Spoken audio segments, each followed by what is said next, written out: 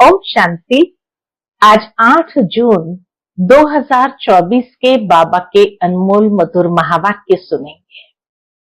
आज की मुरली में बाबा ने विशेष हमारा अटेंशन खिंचवाया है कि एक है याद और दूसरा है ट्रांस, ध्यान।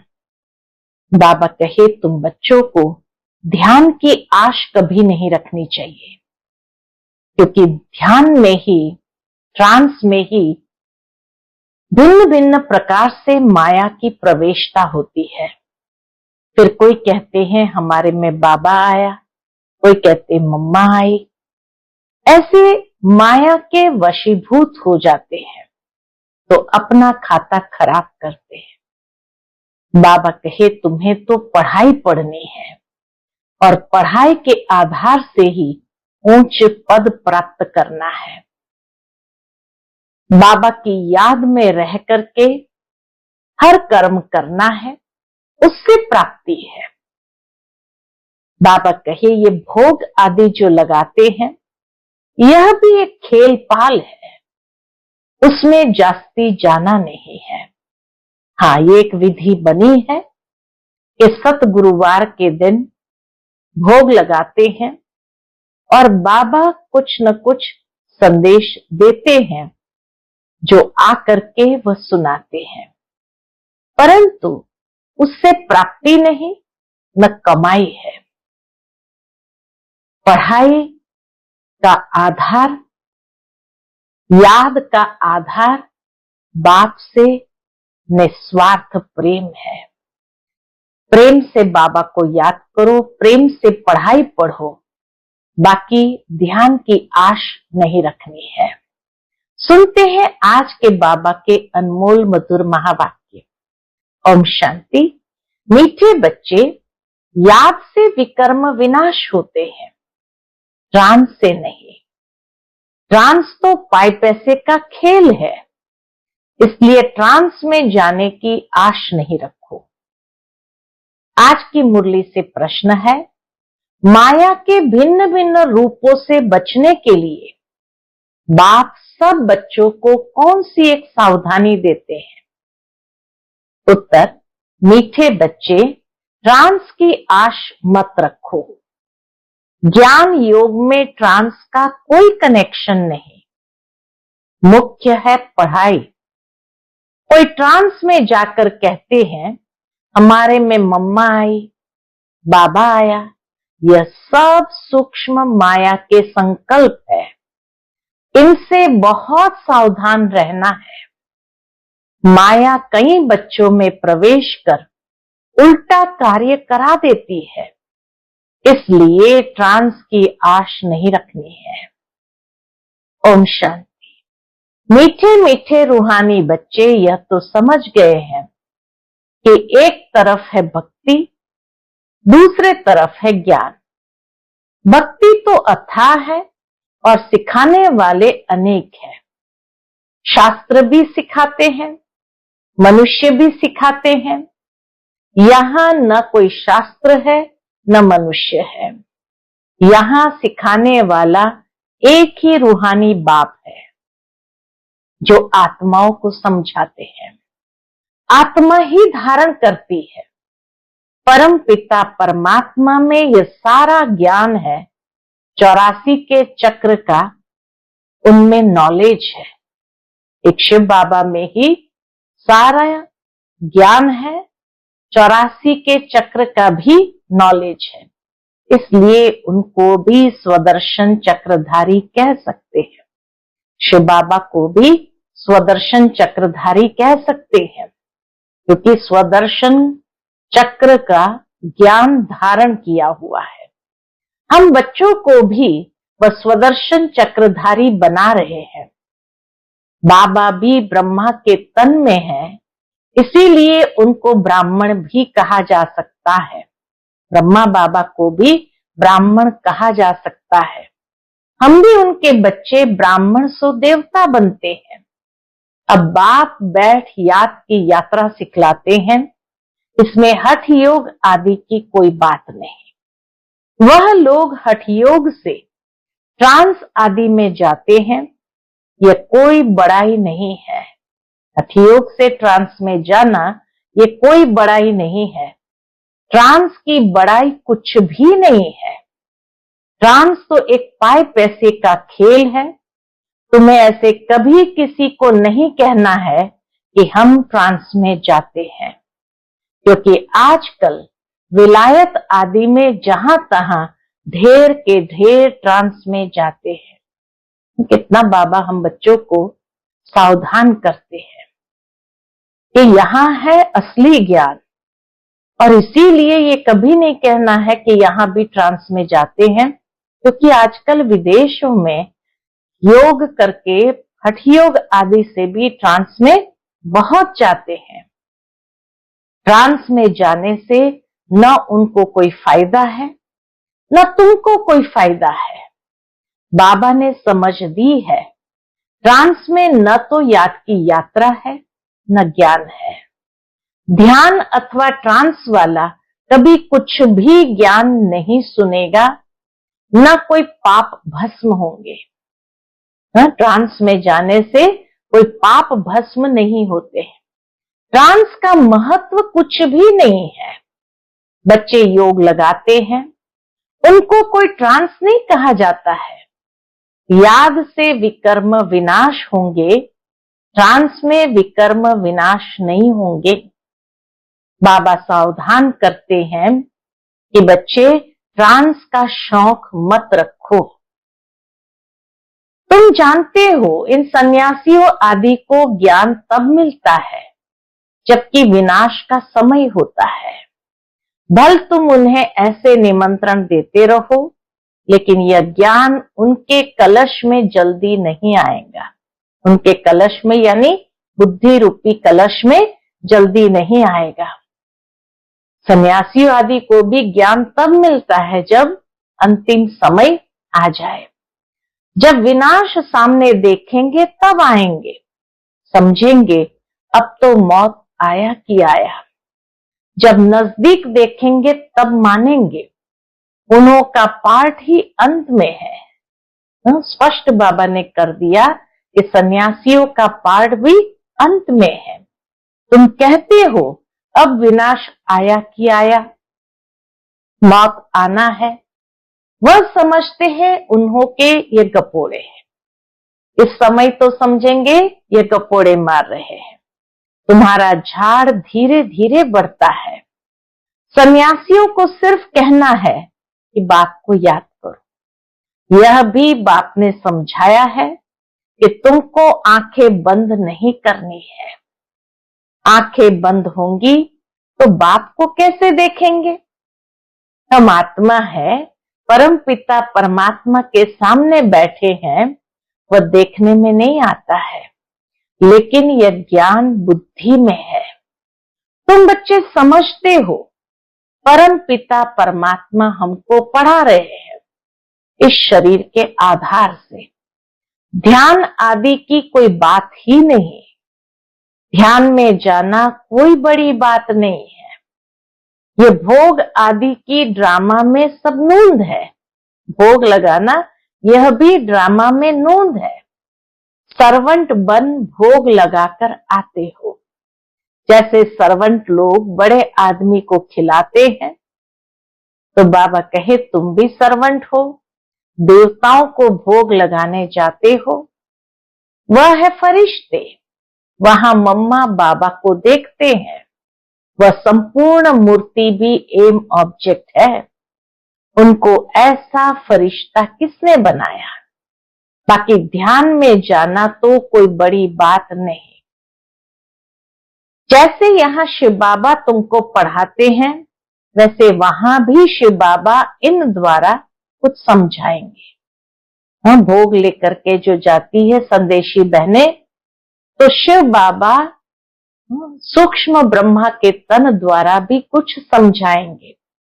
सूक्ष्म वतन में क्या होता है यह सिर्फ जानना होता है। बाकी ट्रांस आदि को कुछ भी महत्व नहीं देना है। कोई को ट्रांस दिखलाना यह भी बचपन है। बाबा सबको सावधान करते हैं। ट्रांस में मत जाओ, इसमें भी कई बार माया प्रवेश हो जाती है। ये पढ़ाई है, कल्प कल्प बाप आकर तुमको पढ़ाते हैं। अभी है संगम युग, तुमको ट्रांसफर होना है। ड्रामा के प्लान अनुसार तुम पार्ट बजा रहे हो। पार्ट की महिमा है, बाप आकर पढ़ाते हैं ड्रामा अनुसार। तुमको बाप से एक बार पढ़कर मनुष्य से देवता जरूर बनना है।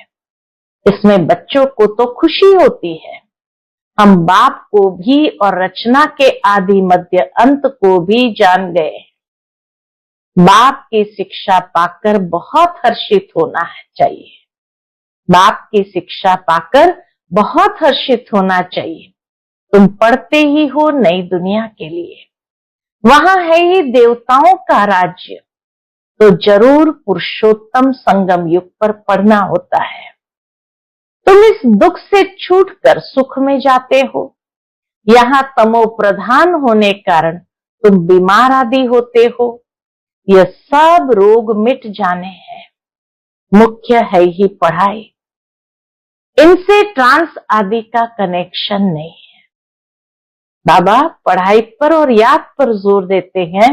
बाबा कहे इसका ट्रांस आदि से कोई कनेक्शन नहीं है। यह बड़ी बात नहीं है, ट्रांस में जाना कोई बड़ी बात नहीं है। बहुत जगह ऐसे ध्यान में चले जाते हैं, फिर कहते मम्मा आई, बाबा आया। बाप कहते हैं यह कुछ भी नहीं है।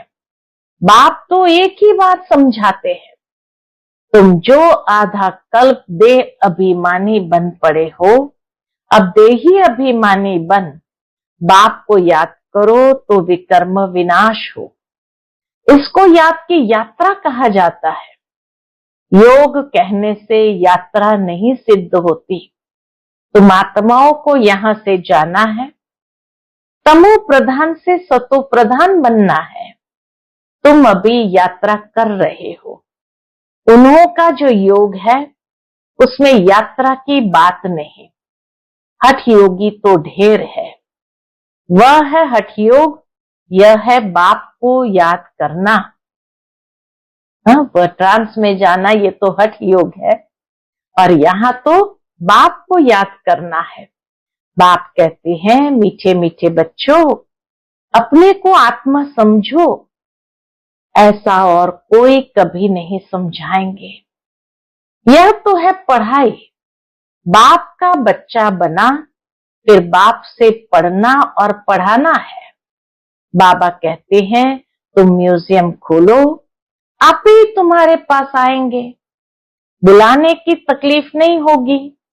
कहेंगे ये ज्ञान तो बड़ा अच्छा है, कभी सुना नहीं है, इसमें तो कैरेक्टर सुधरते हैं। मुख्य है ही पवित्रता, जिस पर ही हंगामे आदि होते हैं, बहुत फेल भी होते हैं।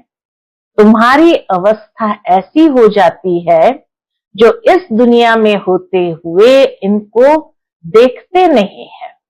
बाबा कहे तुम्हारी अवस्था अंत में ऐसी हो जाती है जो इस दुनिया में होते हुए उनको देखते नहीं है।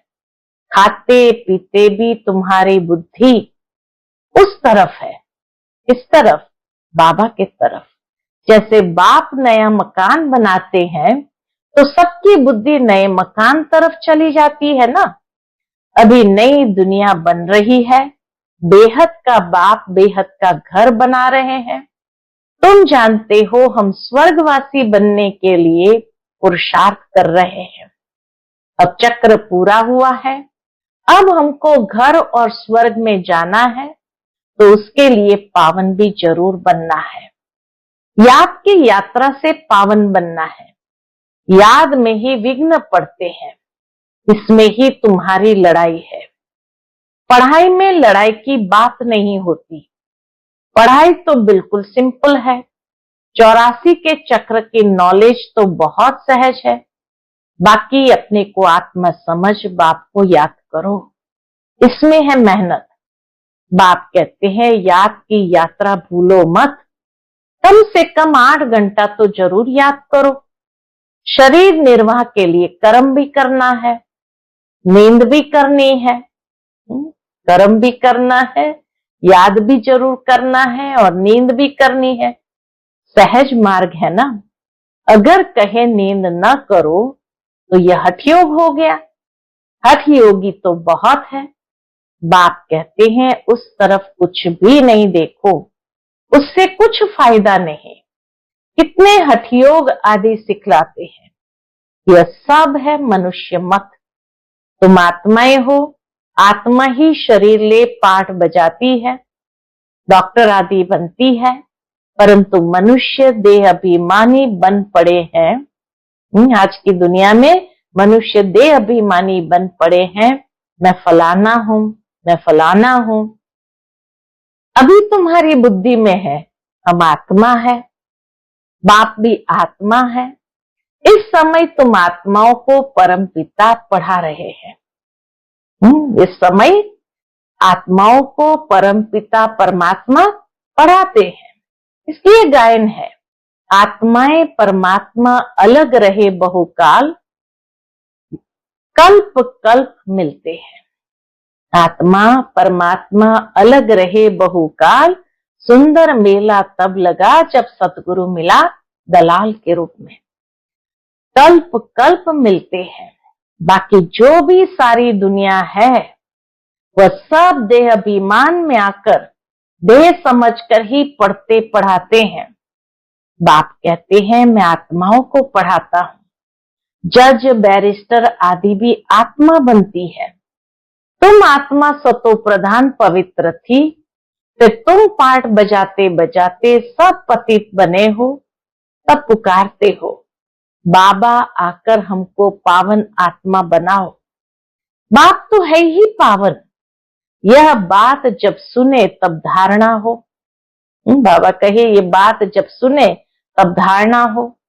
तुम बच्चों को धारणा होती है तो तुम देवता बनते हो और कोई की बुद्धि में बैठेगा नहीं, क्योंकि यह है नई बात, इतना जल्दी बैठता नहीं। यह है ज्ञान, वह है भक्ति। तुम भी भक्ति करते करते देह अभिमानी बन जाते हो। अब बाप कहते बच्चे आत्म अभिमानी बनो। हम आत्माओं को बाप इस शरीर द्वारा पढ़ाते हैं।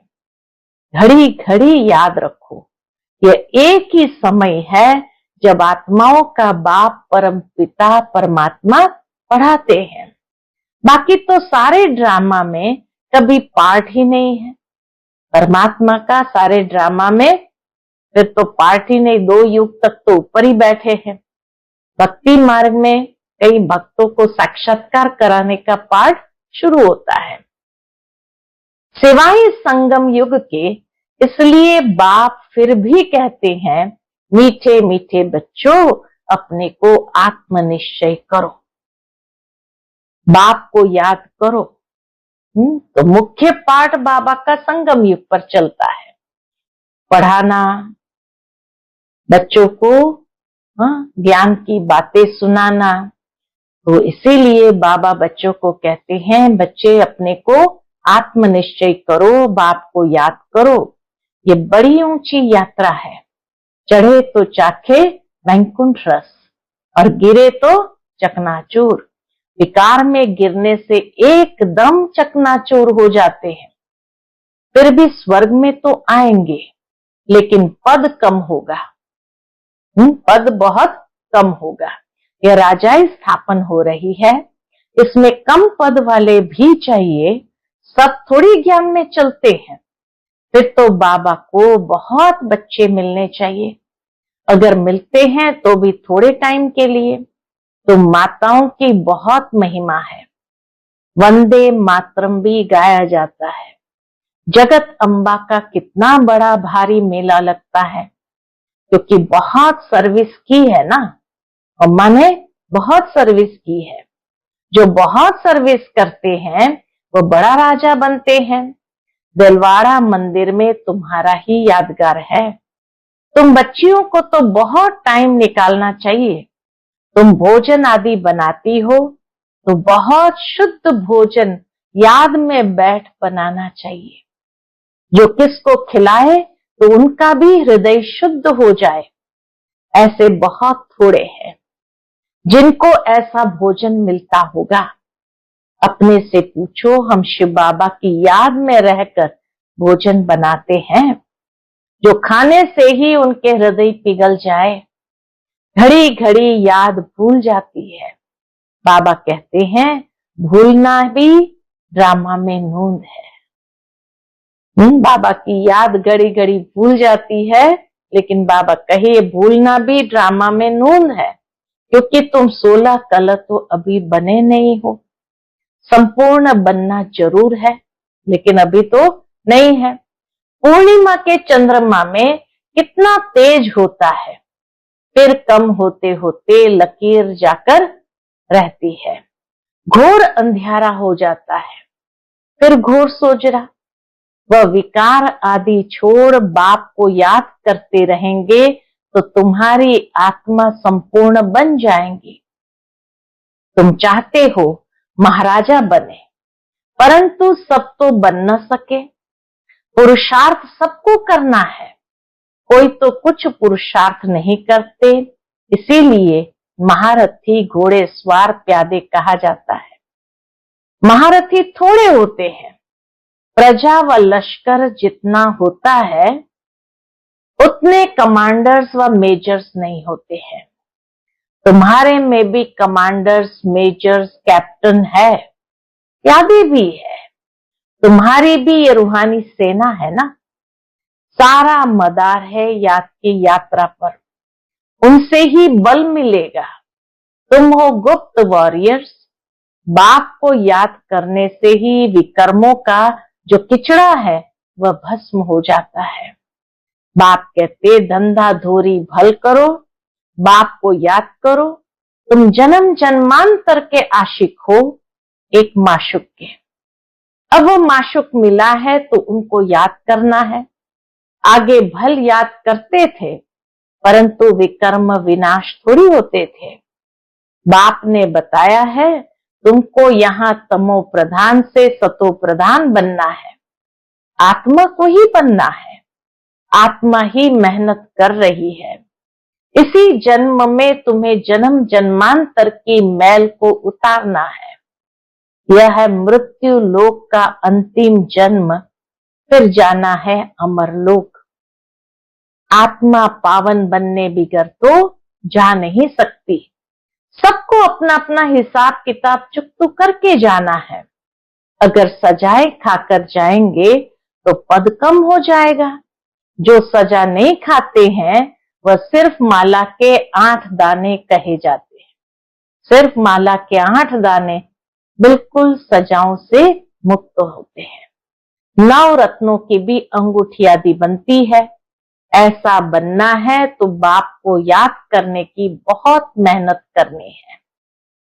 अच्छा, मीठे मीठे सिकिलधे बच्चों प्रति माता पिता बाप दादा का याद प्यार और गुड मॉर्निंग।